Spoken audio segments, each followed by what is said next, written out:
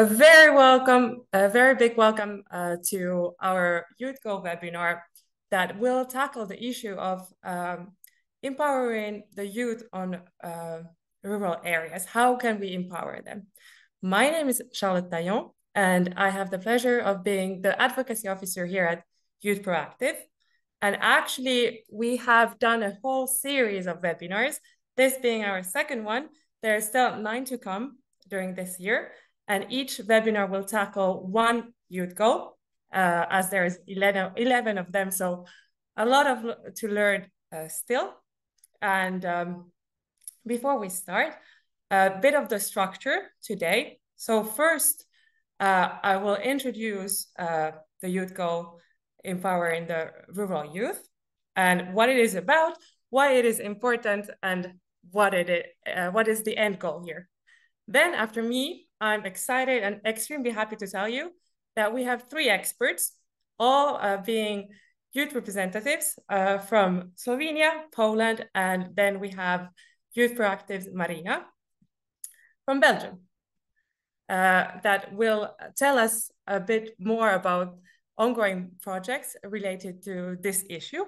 And then after these lovely 3 presentations, you, our dear viewers, will have the possibility to ask questions and anything that's on your mind today.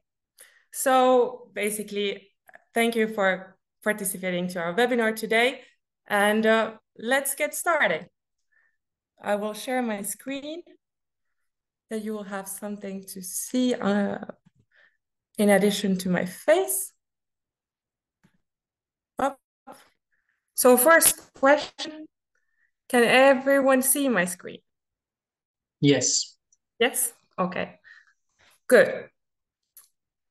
So to start with, as I mentioned, the goal that we are tackling today, empowering and moving the rural youth forward.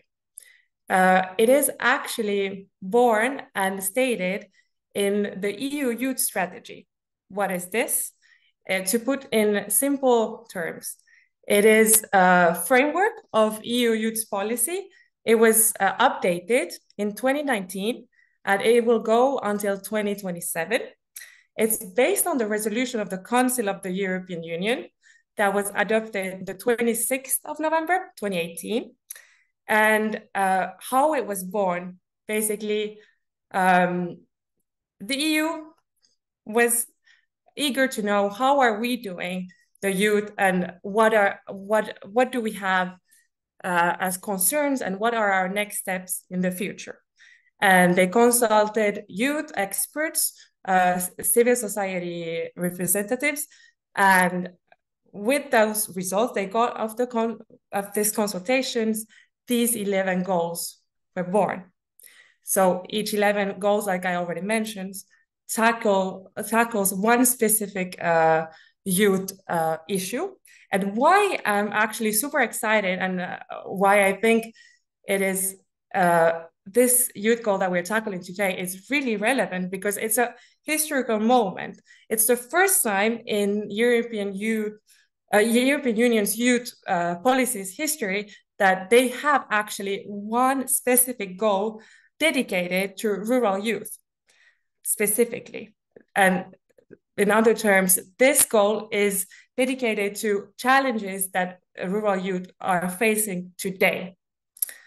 And actually, the goal simply tries to answer 2 basic questions. It starts with asking, how can we assure that the youth in urban areas and the youth in the rural areas have the equal opportunities, the similar opportunities? This is where it starts from.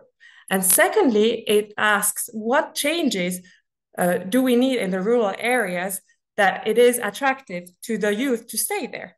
That their first step is not to say, I need employment, I need education, I will leave my local community. And then if you go a little deeper and you nerd about it like I do, you see that the goal is actually composed of 7 different targets. The first target that the goal tries to tackle is very evident. it says that without infrastructure, without the services, without the housing, without the digital connectivity, youth, it's obvious that they are going to move away where they have all these possibilities. Then the second one is to ensure the sustainable and high quality jobs. And this is actually the angle we're going to take in our webinar today. We're going to look at the opportunities that rural youth have and how can we ensure that they have access to high quality jobs. Then thirdly, that different activities, leisure activities are created in the local community, and not only created, but when they're created, the local community can actually benefit from them. Then, as we're talking about the European Union's youth goal, how can we assure that the youth in rural areas are part of the decision making? And here, we're not necessarily talking about being part of the decision making in Brussels, but how can we get youth participate also in the local level, in their youth organizations? How can we make them feel like they are part of the society? And then, of course, high quality education.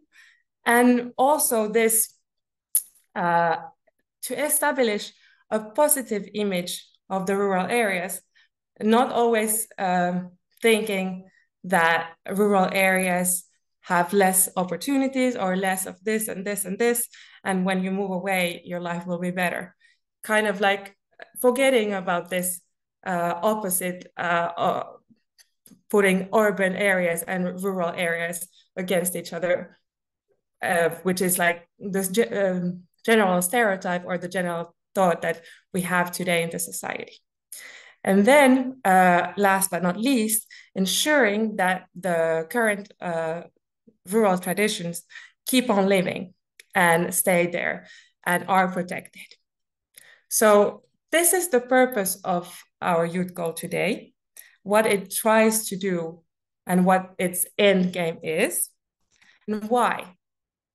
So EU is very committed on rural development, and given the fact that by already 2015, 1/3 of Europeans' population was actually living in the rural areas. So after you do the math, it's a big part of us that actually live every day in the rural areas. And these people, especially the youth, when they were consulted of the everyday problems they face, well, leisure, cultural, educational, and healthcare opportunities came to surface by saying that it is not enough, and they want high quality in the standard way of living. And this is why it's super important that they feel that the voice of rural youth is heard today. And because there's always light and solutions, I think this is not only a historical moment because it is added to the European Union's youth strategy, but it is the right timing. The timing is right because we all know what happened in 2022, COVID-19. Everyone I'm sure was affected in their own way. And no one of us wants to go back and experience it again. But the positive side and the light in this, that it actually unleashed a potential, a revolution. The light of this goal is because your home became your office. Your school was in your home, something that in the rural areas or in the world in general, we had not seen it before on the scale that we saw when the COVID-19 happened. And this was revolutionary because that access to the opportunities and the possibilities that were so to call only in the urban areas, that you had to move, you had to go to a bigger city to go to university or get a certain kind of job, were actually also available in rural areas, and you didn't have to leave your local community. And because knowledge is key and starts every change, how can we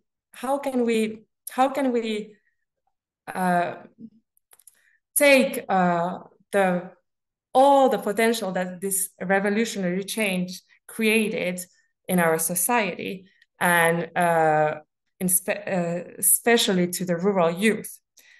This is where self-employment among youth comes into the picture. And as I said, information is key, because there are already different programs to support youth entrepreneurship on the European level. We have example Erasmus that is only for young entrepreneurs. The idea is that if you start a business, no matter where you're located, you find a so-called host family in another member state that has entrepreneur that has been in the field for years, and you go for a period of 6 months in this new member state, and you learn about their business, you learn about their networks, you get the foundation for your new business. Then there's a young farmer scheme that encourages especially rural youth to start entrepreneurship, self-employment in the field of agriculture, and organizes different kind of trainings and funding and etc. And then there's youth guarantee.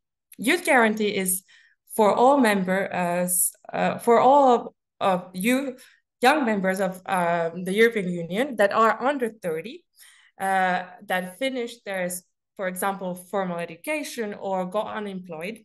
This program guarantees that the person finds a high quality job or gets self-employed. It's a program in place to make the transition easier from a university or a school to the work life that normally happens in your 20s, your 30s. And then there are different kind of funds that are targeted for rural youth that want to become self-employed: the European Social Fund and EU Program for Employment and Social Innovation. So to say, back to my previous point, is how can we unleash the potential of this timing and this youth goal to empower rural youth? I think one of the key elements is self-employment. And because self-employment is all about innovation and creativity. And when we do that, it creates diversity, as it creates possibilities that we didn't know that existed. With self-employment, you get to be your own boss, and in the best case scenario, you get to create jobs for your peers. And this creates a bigger mindset, a shift in the mindset that the entire community can benefit when you can stay in the local community and still feel a part of a bigger community of the society. And this will fight economic and socioeconomic and geographical discrimination. And this comes to my next point. Our experts today, there are 3.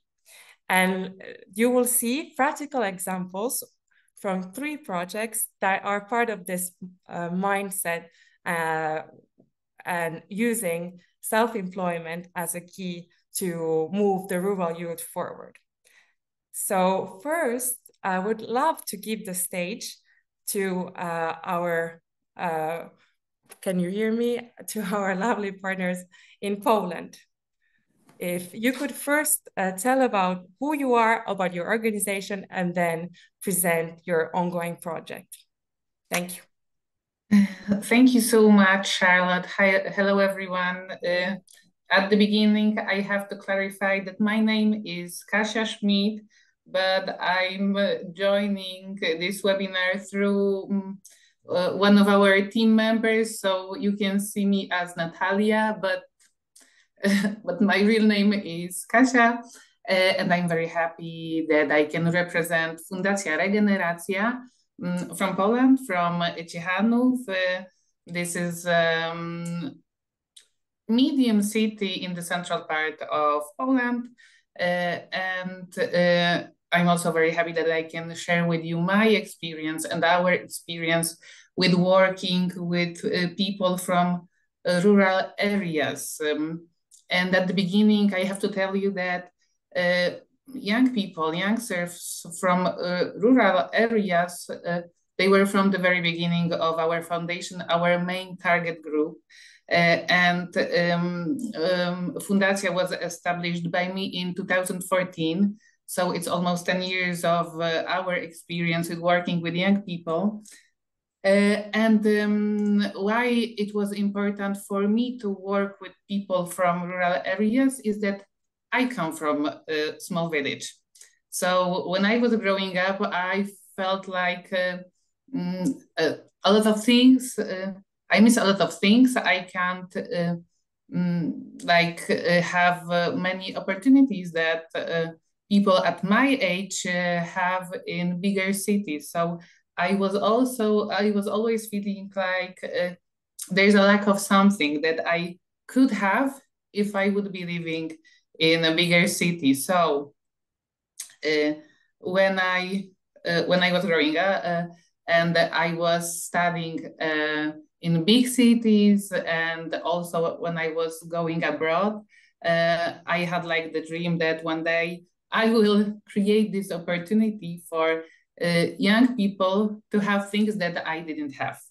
So I was the example of a young person who didn't want to live in a small village just because I didn't have a lot of opportunities. So I go to bigger cities, and after many years of traveling, I came back to my village to create Fundacja Regeneracja and to give another chance for young people from rural areas. So that's our history, and that's why why we do what we do. So we focus on young people, and we focus on exactly entrepreneurship, because I started my NGO, but I also run a company. So I feel like I'm a very entrepreneurial person. So entrepreneurship was for me a way to create a place where I can do what I love. And now I want to share this kind of philosophy with young people from rural areas, that you can actually be from a small village and you can create something for your own that will give you money, and at the same time, a great satisfaction. So that's why from the very beginning, people from rural areas was our target group, and entrepreneurship was like one of our favorite topics that we implement in each of our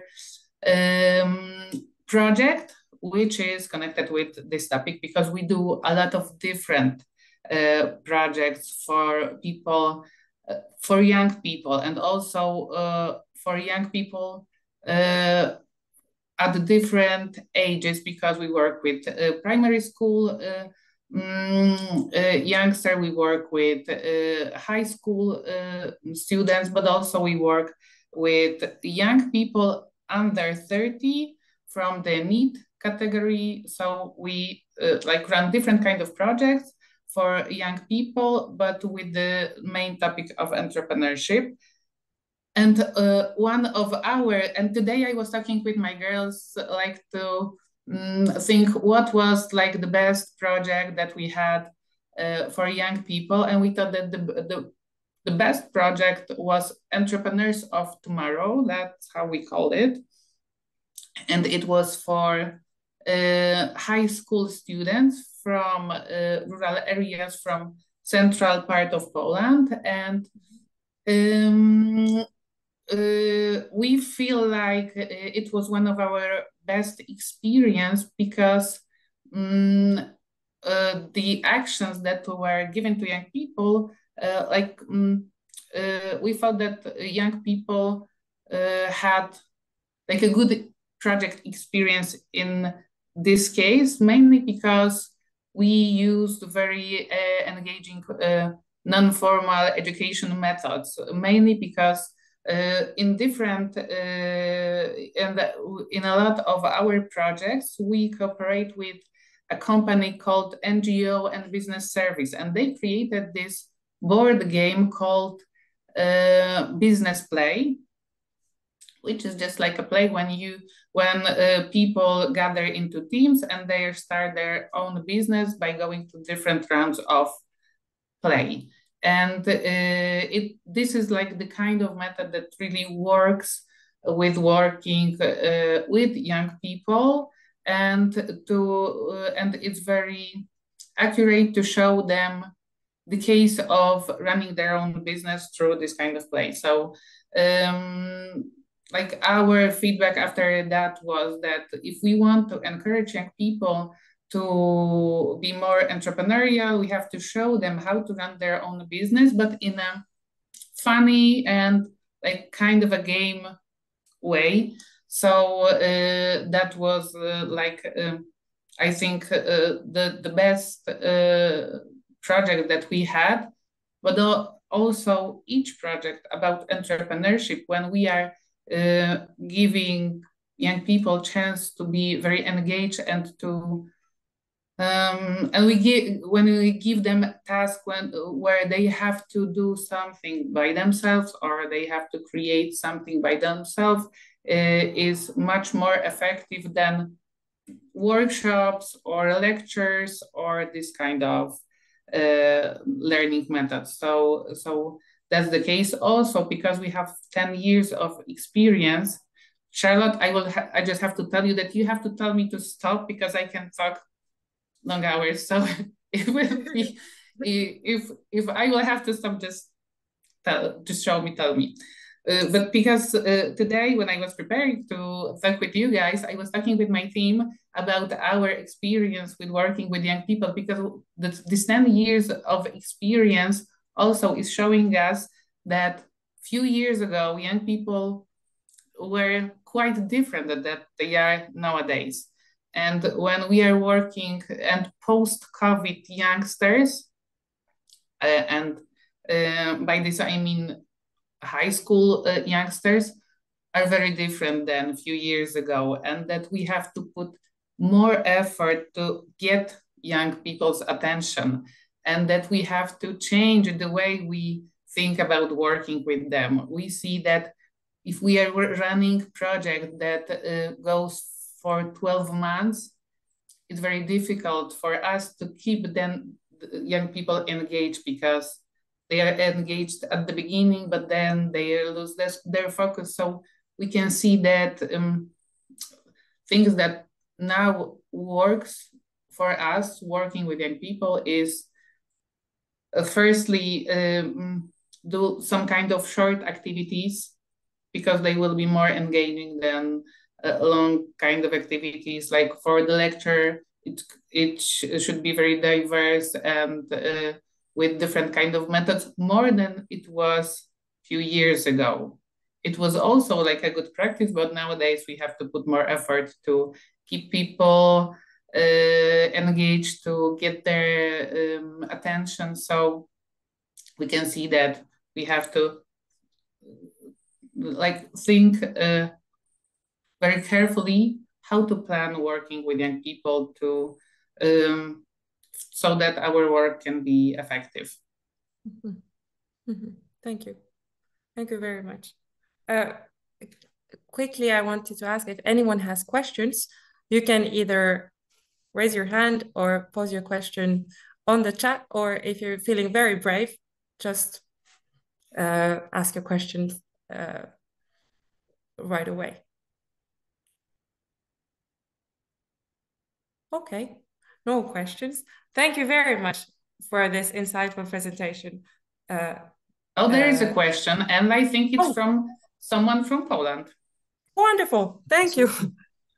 let's So my question is for Natalia, what would you say would be the most effective strategy of getting younger people like myself getting engaged with rural, with having a better appreciation for the rural environment? You mean what would be the best strategy to get attention of people of your Yes. age, right? Mm-hmm. In terms of entrepreneurship? Yes, that's correct. Well, I think this is like, I would ask you the question because you're my target. So you can tell me, what can I do to get your attention? If I would like to invite you into my project, when I want to show you how to run a business, what would be the case that, how can I convince you? Because actually you should know more. How can I engage people at your age that I would? So if you can tell me, then it will be great lesson for me. This might sound a little bit silly, but I think the best way to get people, especially my age, engaged in these types of projects and activities is by constantly stimulating people's attention via social media, like TikTok, Instagram. These types of campaigns are something that kids my age, 21, 20, 19, 18 years old, just loves to get their hands on. So I think the best strategy is to get a bit of a advertising campaign as well as workshops connected to this types of social media activities and promotions. Thanks, because we are always thinking how can we engage people with one project that we are running right now, and it was more about civic activities. We noticed that when we put a workshop about how to run social media, people were very engaged, but at the same time we were talking about like social activism, but it had to be connected with getting skills to use social media to reach another people. So I think social media is actually like, yeah, the way to get your attention. And yeah, so thank you. Thank you. You're more helpful for me than I am for you. So thank you. thanks. Thank you. Wonderful. Thank you very much to both of you. Now we need to move to our next expert, unless anyone has a question. Okay, thank you very much. Thank you so much. And next expert comes from Slovenia. Please, the stage is yours. Okay, hello everybody. My name is Nate.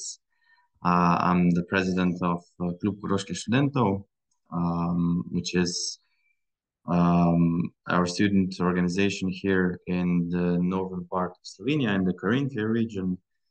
We represent young people from the whole region.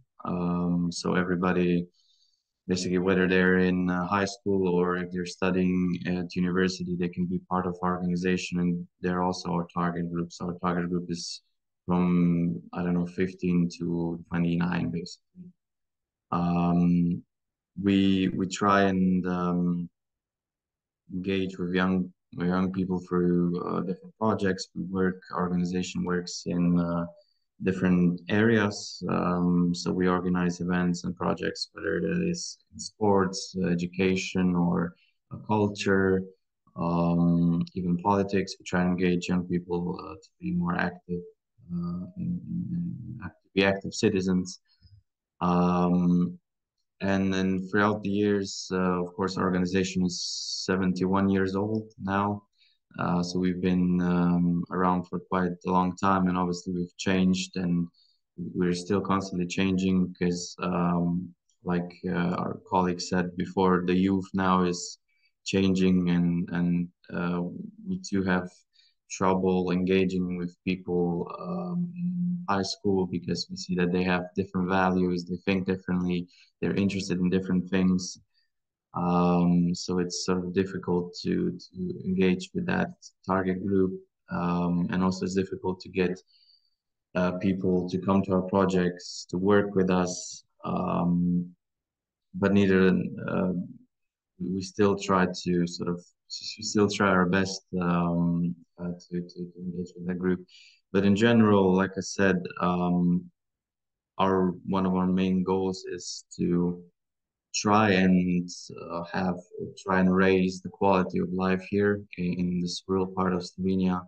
We try and provide young people with activities or places that perhaps you can't usually get in rural areas that are available in bigger cities, but not as available in rural areas. Although we see that mostly people are interested in events that are oriented in having parties and concerts. That's sort of one way we usually engage with the most broad audience. But we've also in the past had many open tables or debates with successful entrepreneurs that come from this region. And this year we're also starting a new project, which is almost like a job fair or career fair, where we sort of connect many local companies, many job providers that sort of come and present themselves to young people, to people in high school, even people in primary school, so that they sort of know, or we try and give them as much information about what is out there, what are the opportunities. And we also try to show that maybe you don't have to leave your home, go to big city to have a job, have a career.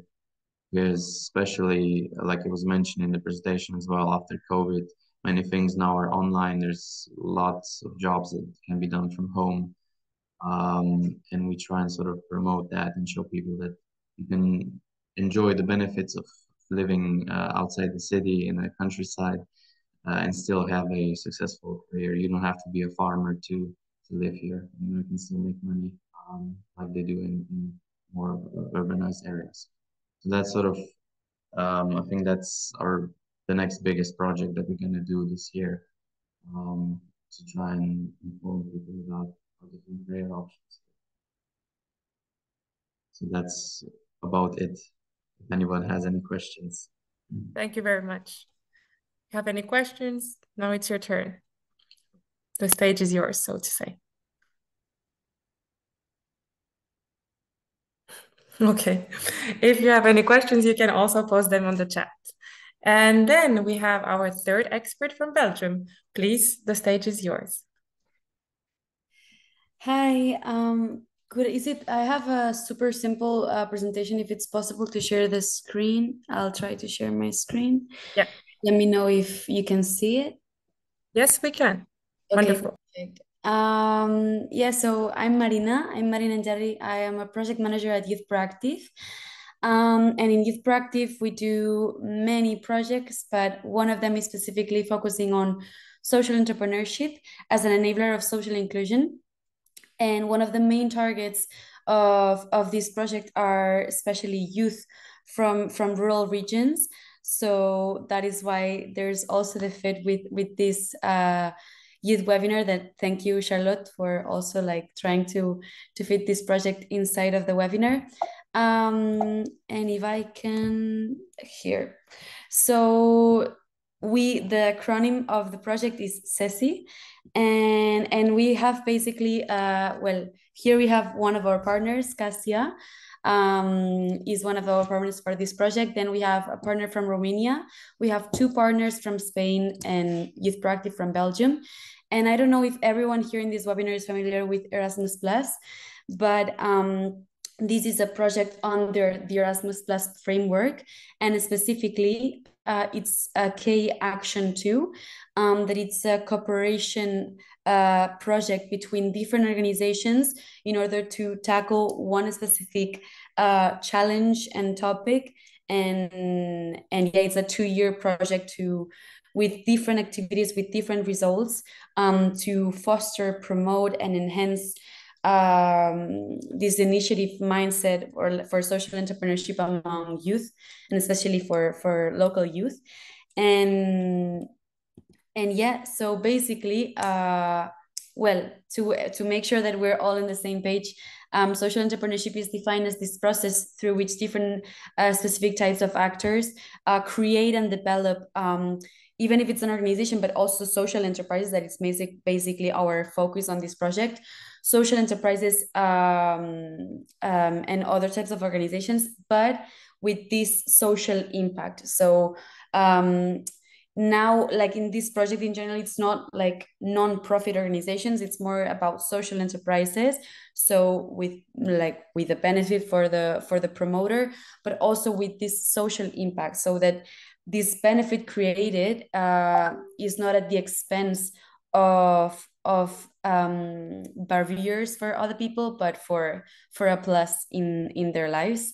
And basically there's many different objectives within this project, but to have for you to have an idea is to set up a strategic and sustainable partnership between different actors in order to promote social entrepreneurship. So we are now at the beginning of our project, and we've done the research to develop a stakeholder database. So in this database of stakeholders, we not only have youth organizations such as the ones who are presenting today, but also incubators for startups, institutions, experts on social entrepreneurs by themselves, people who have succeeded in a project. For instance, like there's a restaurant for inclusive workers, where workers from different disabilities work there. So different profiles of actors that can actually enrich and be an added value to the project, and bring this expertise, this know-how, in order to have this collection of best practices, and try to find new ways to approach young people to enter the world of social entrepreneurship.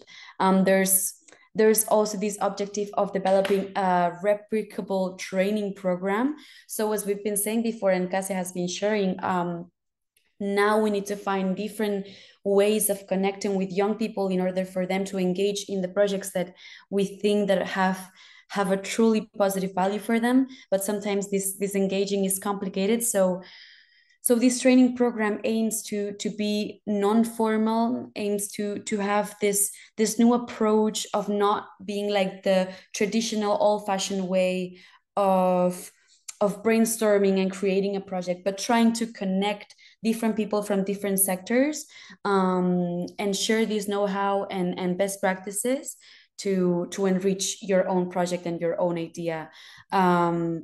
So yeah, basically, and this is the relation with this webinar is that sometimes actually the development of rural areas can also come from people with initiative and people with ambition to create, like to bring quality to their own region, and not leaving their region in order to succeed.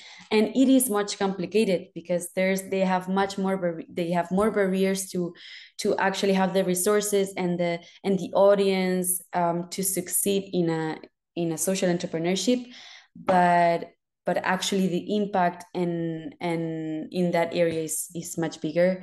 And yeah, basically this is like kind of like a recap of our project. So we have a collection of best practices with different focus groups and international forums.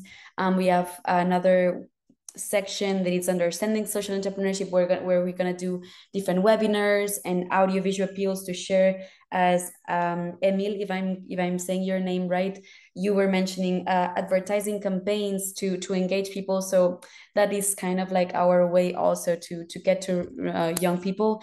And also another sector will be connecting and enabling social entrepreneurs. So in this final part of the project, we'll be more connecting youth from rural areas who have an idea of the project that they want to develop with social entrepreneurs who have already developed their idea, or institutions or investors, so we can actually bring to reality these ideas for the future. Yeah, just to for like kind of like briefly explain the project. Here you have my email in case you have more questions, you want more information about the project, and Jerry, and then Ceci youthproactiv.org is the email of the project, and you have more about YouthProAktiv in general.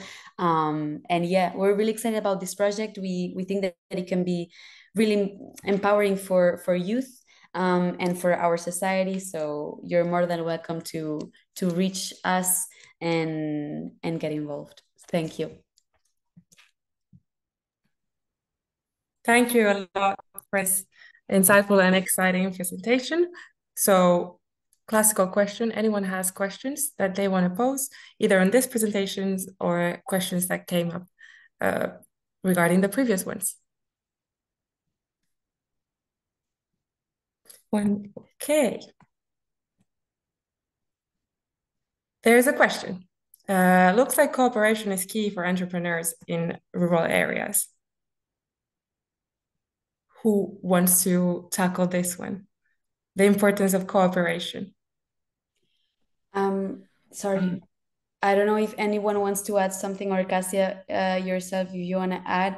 But that's the thing. Even like in general, sometimes we have this idea, but we lack different tools and connections to actually bring it to a reality. So I'm myself from a rural area in Spain. So now I'm working in Belgium, but I'm from a rural area in Spain, and actually the networking within the rural areas is also essential, because you don't have much to choose, so within also the rural area, cooperation within this rural area, but also with people from abroad, so you have new fresh ideas and new paths to bring your project.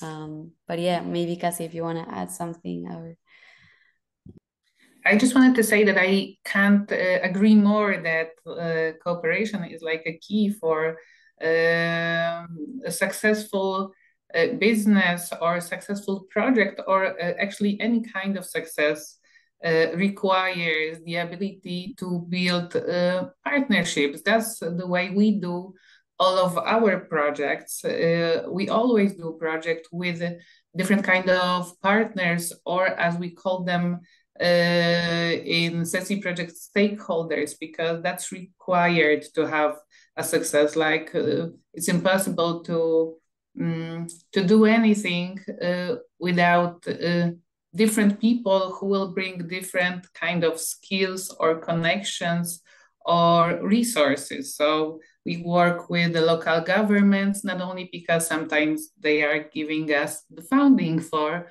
projects that we want to implement, but we also work with local governments because sometimes they have the access to people that we want to reach.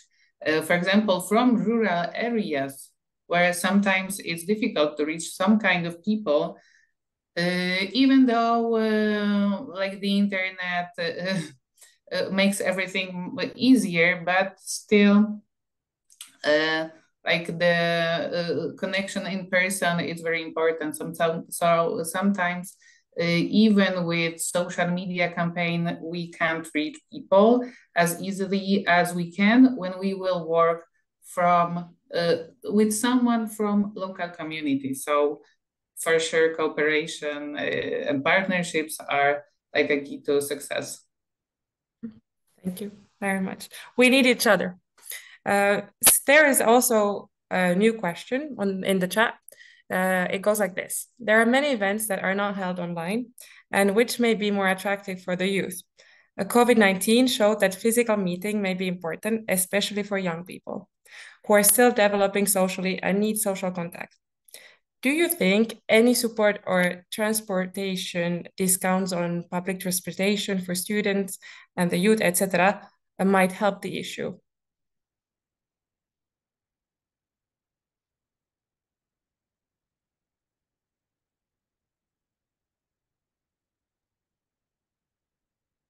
If I can say for us, like the government usually funds like everybody who's in school. They have either free transportation or cheaper transportation, but for us it doesn't help because public transportation in our area is almost non-existent. So it's very difficult if you want to go from one point in our region to, for example, to come to us in the center, you must plan almost the whole day for travel because the buses are they don't go every hour and you have to sort of plan and do that. So it's for us, public transportation is I guess maybe it's part of the issue that it's not so accessible to young people.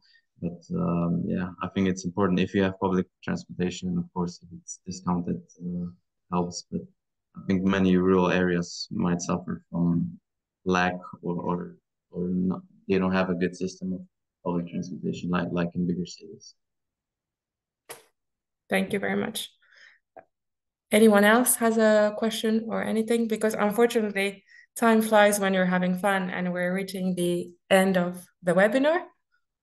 But if there's any comments or thoughts, they're always welcomed. Actually, I have one more question before we finish. Yes, of course, please. Will there be a similar webinar like this sometime relatively soon?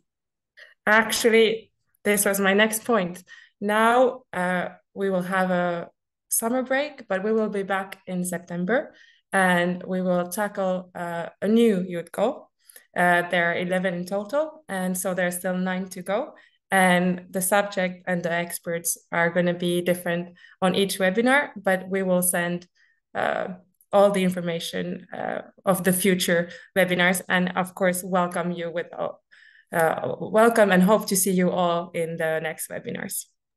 Perfect. Thank you. Yeah, thank you. Wonderful. So thank you so much for participating today.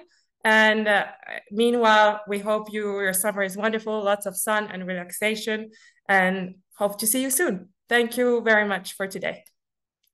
Thank you. Thank you so much. Thank you. Thank you. Bye. Bye. Bye-bye. Bye bye.